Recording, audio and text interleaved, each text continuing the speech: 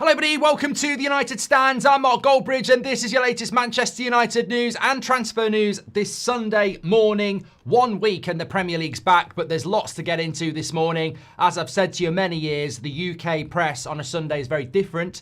We get different journalists, different outlets. We're going to be talking about how Elliot Anderson is now the #1 target for Ruben Amorim. We've got a very interesting quote coming in from the Crystal Palace fullback Munoz, who wants to join Manchester United. Would that be a good deal? On the face of it, it could be, but I suppose you're looking at the age. I also got a little bit on Belabor as well. Sir Alex Ferguson's been talking about the progress of Manchester United. Lots of Casemiro glow up after what he did yesterday for Brazil, and a few other bits to get into this morning. So lots to get into. Apologies for being a little bit late this morning, but we did have an all-day charity stream yesterday that ran from 11 a.m.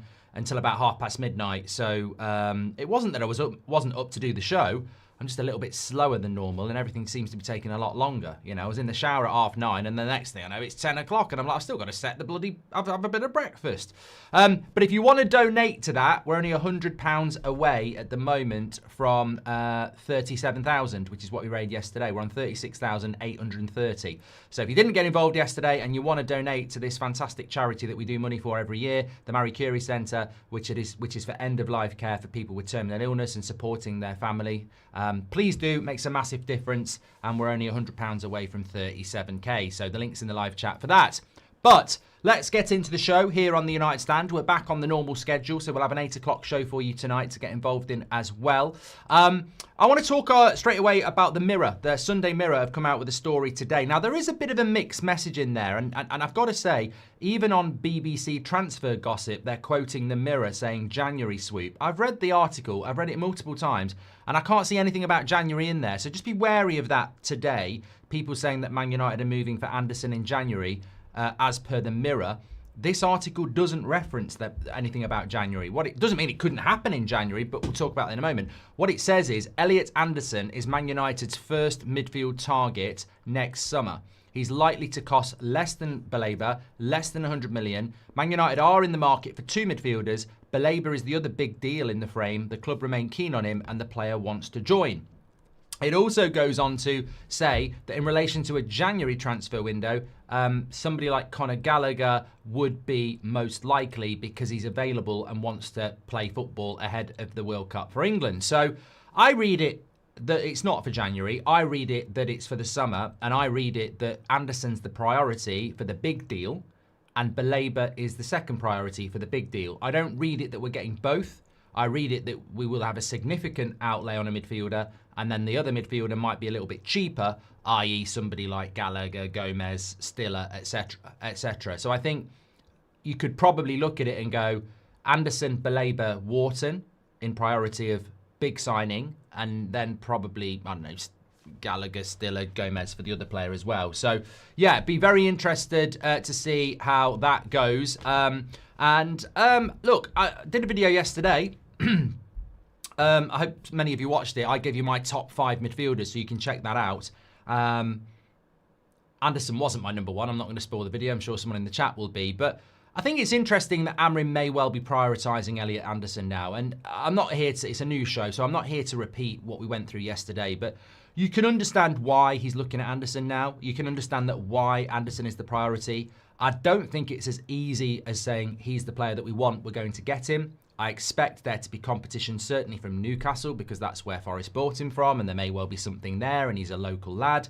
But if Newcastle continue to have the season they're having, we might be able to discount them because he's going to be coming off a World Cup, looking to progress his career. Newcastle could be seen as a step backwards if they finish outside of European spots, which they are at the moment, and they're not in Europe. So he might not fancy that. But obviously, you've still got to consider Liverpool, Arsenal, Chelsea, Man City, if they decide to enter that race, because the age profile of Anderson and what he's doing, he's not Declan Rice, but you can almost mirror what Declan Rice was doing at West Ham and go, look, he was a very good player for West Ham. He was playing for England at West Ham. He was ready to take the step up, and I think Elliot Anderson's in the same case. So it's encouraging that that's the player we're probably looking at. I'd certainly say between Belabor and Anderson, you know, I can pop a poll in here and we can see what you would say. Let's just call it either or. Anderson or Belabor. I think where we are today in mid-November, exactly in mid-November, that's where I would be going. I would be going Elliot Anderson over Baleba at the moment. That doesn't mean it can't change, but that's where I would be going, definitely. Robert McCormack's in the house. Hope you're doing well, Robert. He's given us a super chat this morning. He says, is Conor Gallagher going to get more game time here? I think this is a great point because I saw a lot of what people were talking about the midfield, and it's irrelevant. I want to talk about this Munoz story from Palace. I think it's very interesting, and it ticks a lot of boxes. We've also been linked to Nathaniel Brown of Eintracht Frankfurt as well today from Bild, which I think is interesting as a left back. Obviously, Bundesliga bridge. Some of you watch it on That's Football with me. You'll know who Brown is. They've got another centre-back. They've got a centre-back there who I quite like as well. But to be fair, Frankfurt's defence is not very good this year. But he's obviously an attacking fullback, 22. We'll talk about that in a moment. And Munoz as well, wing-back positions, you could say. But in relation to the midfield, obviously, we've spoken about Elliot Anderson there. Is he ahead of Baleba? I think that with regards to what we have at the moment, there was a lot of people yesterday talking about Casemiro. Oh, he's a boss. He's this, that, and the other. Ancelotti was saying after the game, he's the most important player for the team's balance. He's very tactically intelligent and he shows great leadership. He's an important player for us. And a lot of people yesterday, oh, sign him up, Casemiro this, Casemiro that. And I'm like, look, the guy is 34 in February. He's on 300k a week. I'm told he's gone in the summer anyway, so I'm not even going to stress about this anymore. That's just what I've been told. We'll see what happens in the summer, and that's very recent information from somebody, very good. They're saying this deal won't happen. Amorim can want it to happen. The club don't want it to happen, and Casemiro's not going to take a 50% pay cut, and Man United probably wouldn't want to give him 150k a week anyway. So I'm quite relaxed about this Casemiro thing. This whole, let's give him another contract. I mean, I'd be tearing my hair out if we did it. I think he might get through this season. He might not. He's doing well at the moment, but I don't want another season of Casemiro in our midfield. So to answer Robert McCormack's question, I think the problem we have in our midfield at the moment is that we're forced to see the positives of a Bruno Casemiro midfield, which basically makes no sense because one of them is going to be 34 in February and his legs are going, and the other one is a number 10. And we're forced to see the positives of that because Ugarte and Mainoo, for whatever reason, are not trusted by this manager. So to answer Robert McCormack's question, would Conor Gallagher get game time here? Well, I'd seriously question the manager and the recruitment team if we went and got Conor Gallagher and didn't give him game time. I mean, what's the point in bringing Conor Gallagher in or João Gomez in or any midfielder in January and then them being sat on the bench like Mainoo and Ugarte? It'd be a waste of time. What I think would happen, Robert, is that this would be a player, whether it's Conor Gallagher or someone else, that Ruben Amorim says, I really like them and I will use them. And I expect that January midfielder to come in and get game time straight away. Now, they might not start every game, but I expect them to be trusted for half an hour. I expect them to be trusted to start a game when, Casemiro or Bruno has a bad game. I think that is something he doesn't have at the moment. It's like having a striker that's way better than your backup. So you overplay your striker because you don't trust the backup. And we've seen that in all levels of football. It's like your goalkeeper, isn't it? I've got Binder on the bench, but I ain't bloody using him. And I think that's what, unfortunately, to be blunt, I think that's Amorim's perception of Mainoo and Ugarte. They're a bit like Binder. I don't want to use them. So if you bring someone else in that he does want to use, they will get used. And that's the way I look at it. Seriously. And look, can I just say, in relation to Casemiro, you can look at his stats this season. I was looking at them today.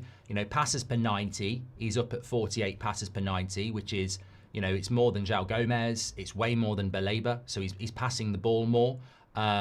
His accuracy may not be as good, but he is passing the ball more.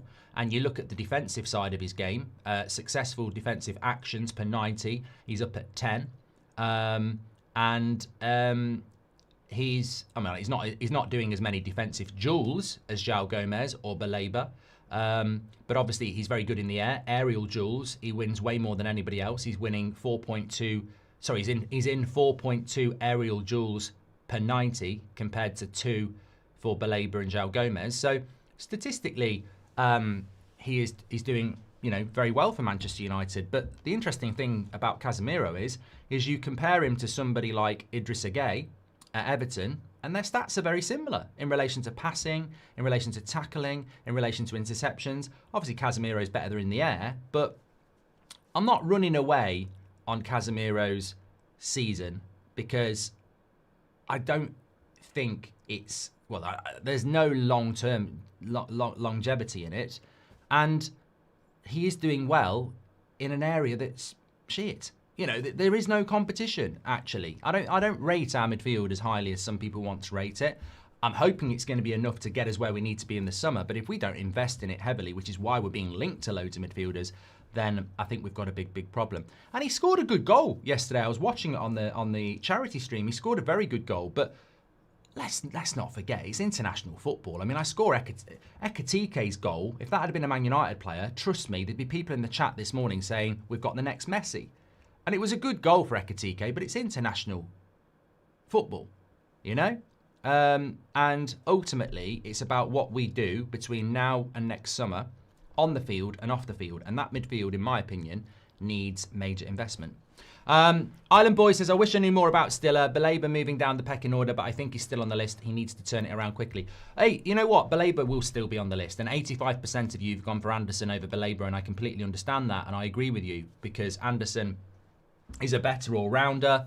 He's exceeding Baleba in every level, whether it's passing, tackling. He's way better than him in everything. But Baleba is underachieving. Like, you would expect him to hopefully move up in the next few months, and you know, maybe he'll become Man United's priority again.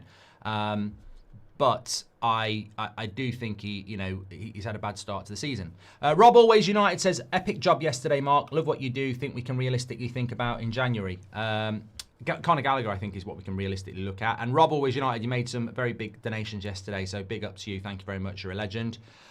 Chip says, it's risky to completely overhaul your entire midfield in one summer. There usually is a settling in period, and we can't have three midfielders going throughout at the same time. One in January is essential, says Chip. I agree. I think to bring somebody in January, like Man City have done in the past with Mamouche and is it Nico Gonçalves? I think he came in January. We've seen Chelsea do it before. It makes total sense. You can do it in one summer. Liverpool did it in one summer. They brought in McAllister, Gravenberch and Szoboszlai in one summer. But where we are at the moment, we're not Liverpool under Klopp. So we need to we can't wait. We've got to move now because we're so far behind. Jack Brassey, welcome to the Members Club. Thank you very much for getting your badge in. Love that. Thank you very much for your support. And as I say, we really appreciate our members. Man United fan for life says, hi Mark, well done on raising so much for the charity. Hope my contribution helped. Also, I want Anderson and Stiller. Keep up the good job. Thank you very much for being a member for 22 months, mate. Thank you very much. Do you see Munoz as a United player? We're about to talk about him, Rajaf. And well done for yesterday, says Slow Sports News. Well, thank you, pal. You were our first ever donation as well this year, so thank you very much. Emily Derry says, with a super chat, thank you, Emily, and good morning. We don't have a complete first team. Even in Amorim's view, he's having to put stopgaps in there. Midfield is an urgent concern. Both his first choice players are coming to the end of their careers, says Emily. Thank you. And just before we move on to Munoz, somebody said there, what have you heard? Obviously, you hear little bits. We had very good information ahead of the summer around Onana and a couple of other things, and throughout the summer. And I've been told that Casemiro staying at Man United is just bluster at the moment. Amorim may well want it to happen, but Amorim doesn't have the final say. And effectively, Man United have been trying to remove Casemiro's wage for 2 years, and they don't expect him to stay anyway, and they don't expect to be offering him a wage that he would want. So we'll see how that develops. I'm pretty sure the media and Amorim will keep saying we want to keep him, we want to keep him, because Amorim has a track record of keeping players that you wouldn't expect to be kept. But the reality is, he's on 300 grand a week. He'll be 34 in the summer. And for Man United to keep him, they're probably only going to give him maximum 150 grand a week. He can go to a club in Europe and get more than that, because he can go to Turkey and get way more than that. He can go to MLS, he can go to Saudi. I don't see Casemiro taking a huge pay cut to stay in Manchester. I don't, and that's what I was told. And also, I don't think the club are going to look at that and go, that's a good use of funds. If they bring two midfielders in, Casemiro's barely going to start. But we'll see, because some people aren't going to like that update, but you know, I'm quite comfortable with it. Let's talk about this fullback situation. So very interesting story coming out yesterday. Two stories about fullbacks, but we'll start off with the Premier League one first. So Crystal Palace wing-back Daniel Munoz has said playing for Man United would be a dream come true. He said, first of all, I think there's a lot of talk about one club or another. If you ask me, it would be a dream move to come to play for one of these clubs, whether it's Barcelona, PSG, Real Madrid or Manchester United. I think I'm working towards that. I strive every day to one day attract the attention of one of these clubs because it's a dream of mine to get there. But right now I'm focused on my club, on doing things well at Crystal Palace. If you ask me, I don't have any concrete information that any of these clubs are interested in me. My focus is on Crystal Palace. We'll see when the winter transfer window gets closer. I mean, you've got to admire the openness and honesty of the player, first of all, because he's basically putting himself in the shop window, isn't he? And saying, I would love to play for Manchester United. Let's see what happens in the January transfer window, which is very, very close. There is no doubt that he has been a fantastic player over the last 18 months in the Premier League in that right wing-back position. Let's not forget, not right back, right wing-back, because Crystal Palace do play with 3 centre-backs. So, in many ways, he is probably the best right-sided player in the Premier League on form over the last 18 months that plays the system we play. Because Ahmad's only just started there and you know, he has been absolutely brilliant for Crystal Palace. The issue you've got is he's 30 in May, and that goes way beyond what Ineos's barrier is, which is 27. So I don't see how Manchester United would go near this, but it does sort of make you think, well, could there be something in it? I mean, he's got a contract till 2028. We're 2025. So there is no end of year free transfer or last 18 months of your contract. In fact, he signed a new contract in April. So I don't really get the logic of it, other than it might be a player that's doing really, really well, who thinks he could play at a higher level, and is sort of just putting it out there to see if anyone takes the bait. Because he's not going to go for cheap, and he's not a player that Crystal Palace will be looking into. So I think it's going to be out of our parameters. But I do like the player, but I think it's going to be out of our parameters. And also, he would fit our system like a glove. Like he is very good going forward, and he's very good defensively. And if he was 25, I think you'd be going, this is worth a look at, this is worth the outlay. But as I say, 30 in May. Ahmad's first choice in that position. We've also got Delo and Mazraoui. We're not going to make a move for him in January, and I can't see us making a move for him in the summer. It's a difficult one because I think in football, you shouldn't be age specific, because a 30-year-old could play at the highest level for 3 years. But they might also fade massively in between 30 and 33. So for me, this is a no, as much as I think he's good. And it's also a no, I think, from Man United. I don't think they'll go in. I don't think they'll do it. But it's interesting. And I always say this, in the international break, loose lips sink ships. And what that means is, on the international break, these players are away from their club, they're liberated, and they speak more freely. We've seen it for years at Man United with the likes of Luke Shaw, Paul Pogba, Harry Maguire. They're in a comfortable environment. They're not under the scrutiny of Man United, and they speak a little bit more openly. And that's a very open thing to say. I mean, I don't know what Crystal Palace fans will think about it, because ultimately he's locked in on a contract that I don't think he'll be going anywhere. Let's have a quick look at what everyone else is saying. I'm hoping and looking forward to the front three of Bruno, Mbeumo and Cunha if he decides to try it in the next game. What do you think, says Mark? Well, thanks very much for your super chat, pal. And thanks everyone who's tuning in this morning. I think with regards to Sesko, the nonsense that people were talking about him, you know, should have staying on the pitch, etc. Obviously, that was medical advice to take him off. And we saw that with Bergveld the previous week with the concussion. Players can't overrule medical staff, and that just doesn't happen these days. I know we talk about Wayne Rooney saying, let me play on, but those days are gone. We know those are gone. But the indication is that Sesko's injury is not bad. And with us playing Everton next weekend, I would not be surprised if Sesko is available. What I would be surprised is if Amorim actually starts him, because based on his last 2 starts, and he didn't start against Spurs, he's hardly setting the world on fire. So I wouldn't be surprised against Everton if we saw Mount, Cunha and Mbeumo with Bruno in the midfield with Casemiro. I don't think he's going to use Bruno in the number 10, which is, you know, an indication, if we want to be harsh, that Bruno is not rated by Amorim as a number 10 in his system. And I've not heard many people say that, but let's be honest, that's where I'd be using Bruno. That's where maybe some of you would be using Bruno. And the reality is, as good as he is and as creative as he is and as many chances he creates, Amorim would rather stick him in the midfield and have him creating chances from there. So I don't think he will use him as a 10 as much as I would like to see it.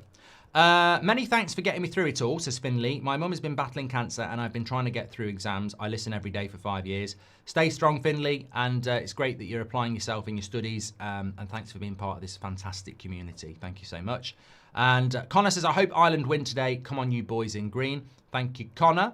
Appreciate you. And the second story this morning that came in about a fullback, and I'm quite interested in this, is that there are some fantastic talents in the Bundesliga. As we saw in the summer, there was a lot of people coming in from the Premier League, and there will be a lot again. I think, as I said on the watch-along yesterday, you've got Nusser at Leipzig, you've got Diamonde at Leipzig, you've certainly got Özcan at Frankfurt, you've got Stiller, obviously, at Stuttgart. There's some interesting players at Union Berlin, Cologne.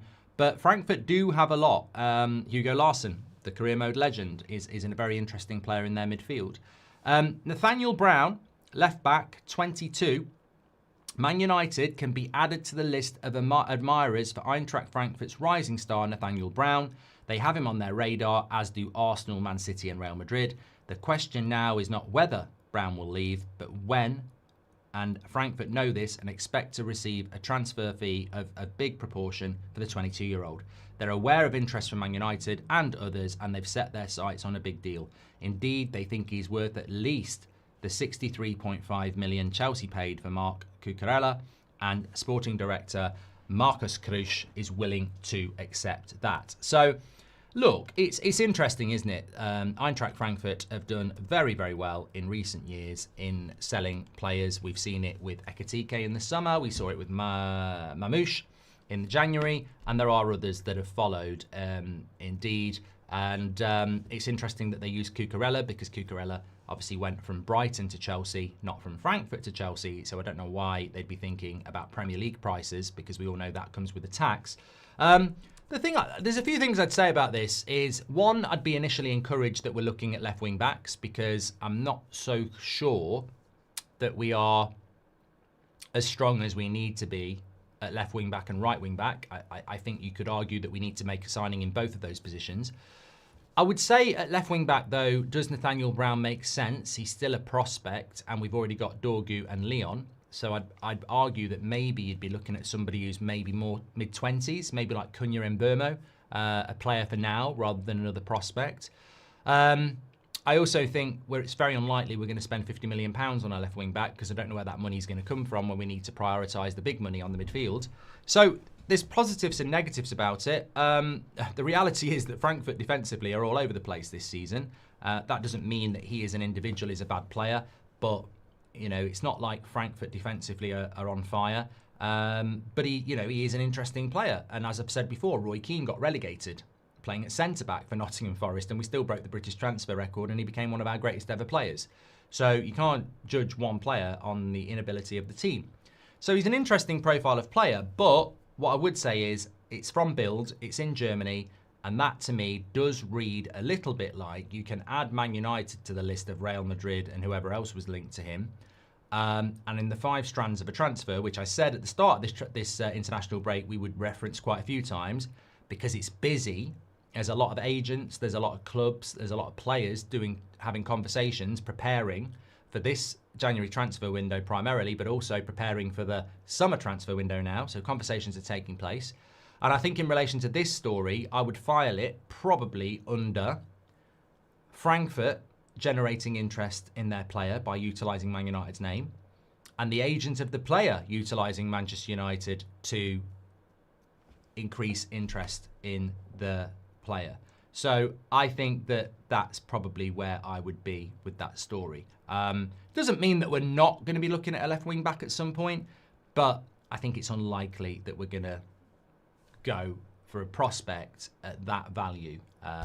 But look, it's always an interesting name to add, isn't it? It's like the last few days talking about Adeyemi. I wouldn't be opposed to that, far from it. But where the money comes for that, when, let's put it this way, if we went and spent £70 million on Adeyemi or £45 million on Nathaniel Brown and bought one midfielder, I'd be there going, what are you doing? Because there is a fantastic theory, and it's a theory, it doesn't make it right, that when you look at it, would we not have been better keeping Rasmus this season with Mbeumo and Cunha behind him, which would have been a different environment, and using the Sesko money for a midfielder? It's a theory. The interesting thing about that theory is we actually tried to get Baleba when we already had Sesko. So you don't even need to create that scenario that we shouldn't have got Sesko and we should have got a midfielder, because we actually did have 60 million that we tried to spend on Baleba. We just didn't obviously agree a deal with Brighton, and we didn't have enough time to go and do anything else. So congratulations on yesterday, pal. You should be very proud, says Andy Atherton. Well, thank you very much for your contributions, Andy. I've got an itchy nose at the moment. I think I've got a nasal hair that needs trimming. Man problems. Don't think women get nasal hair, do you? I don't want to know. Sesko staying on the pitch at Spurs may have made the injury worse, and it would not have won us the game. His chance to score came before the injury, says Emily Derry. Thank you very much, Emily. Right, let's move on. Hopefully, I think Sesko is going to be back very, very soon. Anyway, that's my theory, but we will see. We will see. So we're speaking about the fullback, speaking about Munoz. There was a couple of other things I wanted to get into this morning. Sir Alex Ferguson, I want to talk about what he's had to say. I'm just hoping that in these final games of the international break that we don't pick up any injuries, because you talk about the international break and it's sort of like, oh, I can't wait for the football to come back. Next international break's not till March. The January transfer window's really close. We've got a good run of games. But then you actually start thinking about injury. Now, we don't have a problem with that with England because we haven't got anyone bloody playing for them. But Casemiro did go down for a little bit yesterday, and it was sort of a little bit, for 30 seconds, a bit of panic in the live chat on the watch-along.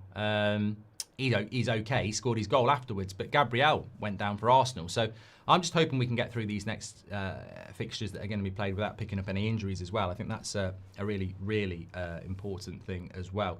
So let's have a look at what Sir Alex Ferguson has had to say. In an interview, he said that Manchester United have had some good signings, particularly the goalkeeper has been outstanding. He's only played 3 or 4 games and he's looked really good.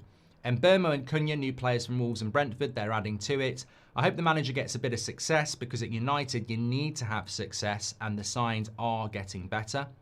Back-to-back wins is something... Oh, there it is, the morning sneeze. If I could figure out what did that after half an hour of a morning show, well, I wouldn't be a millionaire, but I would stop sneezing.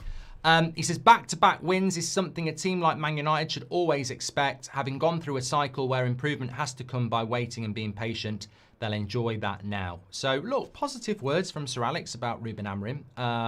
Obviously, this is a legend of the football club who's been, he's there most days watching Manchester United in his well-deserved retirement.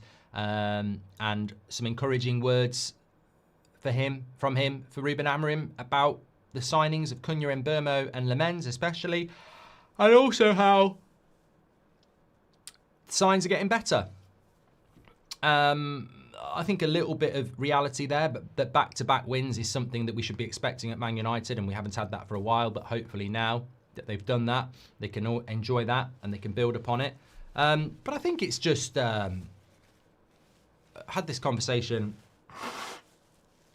a few times over the weekend about where we are as a football club and what we're expecting over the next coming weeks. And I think that, generally there is this consensus that we are in a good situation and we can kick on from here and hopefully put ourselves in a strong position to get top 5. And as I said the other day, I look at 5th place.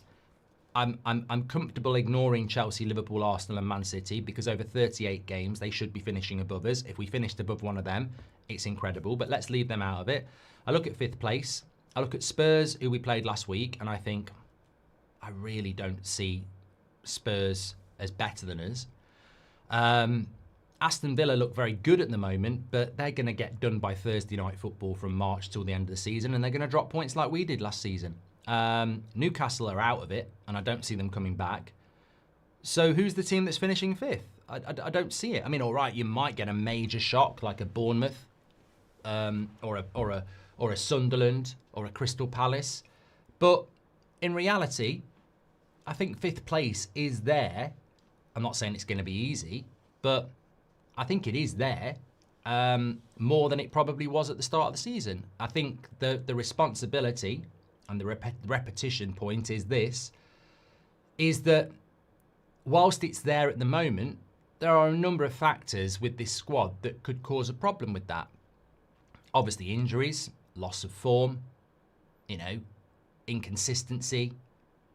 All those things could rear their head and derail what should be a really good opportunity of finishing fifth, which is why signing a midfielder in January is absolutely essential, because I think you look at that Man United side and you go, okay, we are taking a punt saying that the most inconsistent United side we've ever had in our history is going to go and win this title, is going to go and get fifth place. But also, every man and his dog knows that Man United need a midfielder.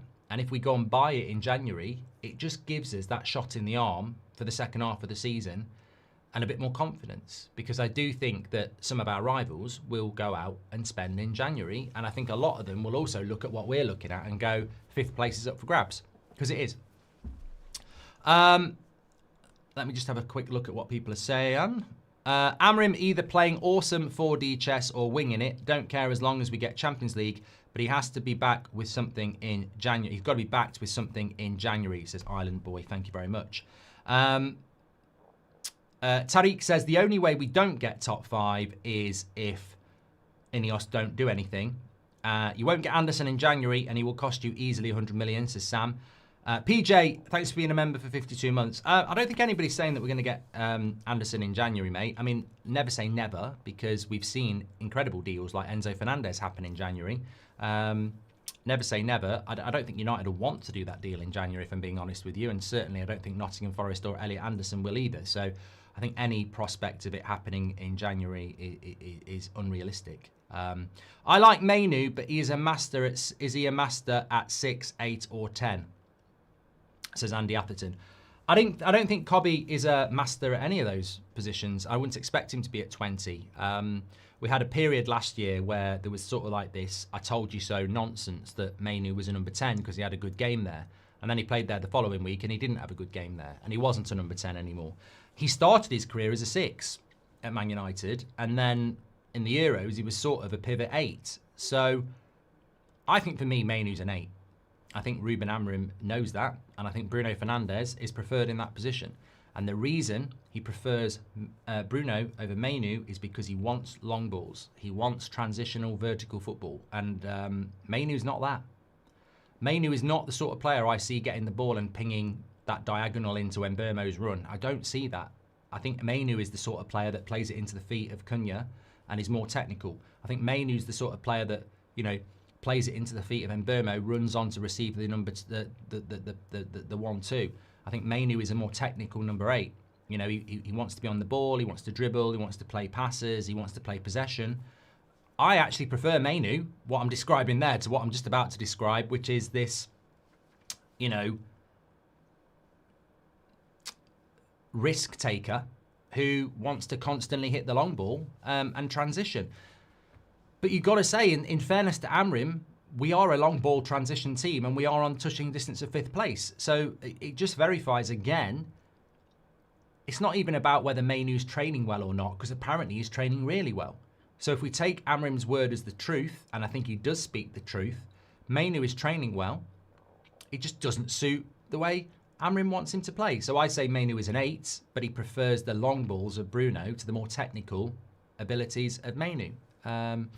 Personally, I think when you're 1-0 up at half-time, I'd sub Bruno and put Mainoo on and try and keep a bit of possession so that we can control the game a little bit and probe into, you know, the spaces that are there that you can't necessarily hit from a long ball. But I'm not the manager. I think we need a mix of the two. I'd like to see more minutes. But then again, Mainoo wasn't on the bench against Forest, was he? So, Cameron says 10 teams are on the verge of 5th. It's up for grabs. It's up for grabs, and we would have took that at the start of the summer, I think. Absolutely. So it's definitely up for grabs there. Anyway, look, thanks everyone this morning. I'm not going to dwell forever because my nose is now starting to run, which is just incredibly frustrating. I struggle, as you know, every couple of months, it seems, with bloody runny noses. I've got some sort of allergy and it pisses me off every morning, and I'm very tired from the charity stream, and now I'm getting a runny nose at the start of the week. So that's just bloody brilliant, isn't it? So I'm going to go and do some nasal irrigation and try and stop that, living the dream. But thanks everyone this morning so much. Actually, just before I go, I just want to check where we are on the charity stream. We have got a couple of contributions that have come in. Oh my God. Actually, I'm ending the stream. Oh my God, that's disgusting. Thanks everyone for watching. The charity link is there. We're on 36,855, so £150 away. If you could donate through the chat, that would be great. Take care. I'll speak to you all in a bit.